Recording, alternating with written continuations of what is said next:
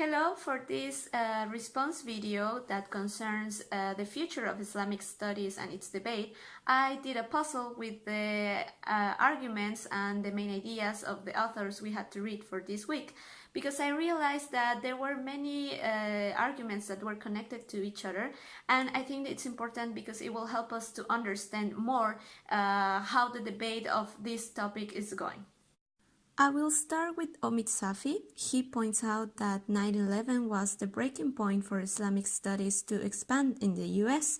His concern mainly in the article is about how certain Muslim scholars do not take into account other opinions coming from Shia, Sufis, philosophers, or even post-colonialism, anthropology, and African American fields because they are considered foreign, secular, or imposed by the West.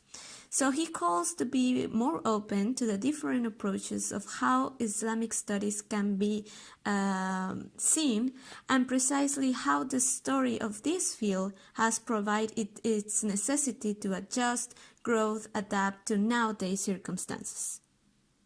The next piece of the puzzle is Aaron's huge critique against Omid Safi's article, where the former accused the latter to create a line between insiders and outsiders in the field of Islamic studies, or a with us or against us mentality.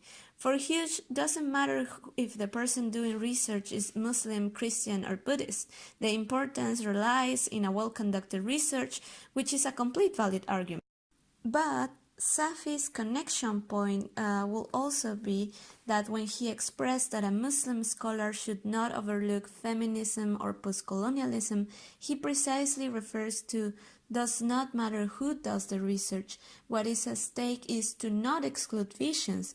When he adds the adjective Muslim, I believe he wants for people who practice Islam and are scholars at the same time to not forget the ideal, which is, just as Hughes said, to uncover the truth. The next piece of this puzzle is Ruth Ma's article about how Islamic studies need to jump from theory or academia, the one that Hughes and Safi emphasize, to actually put it into practice to impact the reality of Muslim populations. For this author, instead to focus the debate on who has the right to speak, in this case about Islam, we should focus more on how to apply all the knowledge that we get from this research to the field. Just as Omid Safi's argument, she connects 9/11 as a breaking point, but in this case her concern is how to make Islamic studies to stay with a theoretical base and still be able to apply in politics. But just as she explains in her article, politics can be disguised as theory, which leads us to the trap of who has the right to speak or to be represented. Theory and politics can complement each other, but it will depend on how this process happens that can lead to what she or Hughes have said of who has the right to speak or to be represented or to even be silenced and completely forgotten.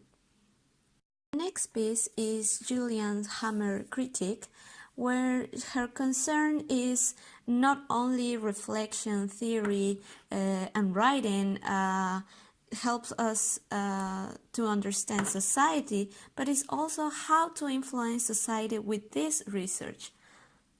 Hammer has acknowledged that one of the problems during the research is about power, which is related to Hughes' critique. Who has the power in academia to represent, defend, or critique, in this case Muslim population or Islamic studies, through academic writing? And just as Ruth Mas, she agrees that politics and theory have to coexist, and academics cannot forget this while doing research.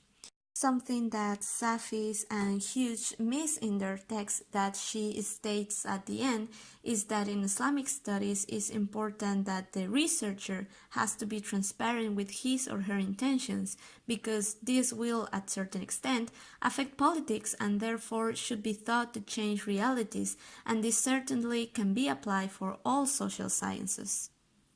The last piece of the puzzle is Curtis' article. He reminds us that there is multidisciplinary approaches to Islamic studies. This diversity and richness have filled with diverse topics and freedom to do research. Therefore, why to keep it only for Muslims or only for non-Muslims? It is because of this variety that researchers have to be open to criticism and suggestions too. For the author, Islam is in politics as much as it is in cultural spectrums, and that is why Islamic studies is present in diverse institutes all around the world. My final consideration about the topic is that we have to learn how to uncover diverse realities while being aware of our personal and academic position, without losing respect if we are labeled as outsiders and without closing our judgment if we are insiders. Otherwise, Islamic studies will not be able to grow in academia.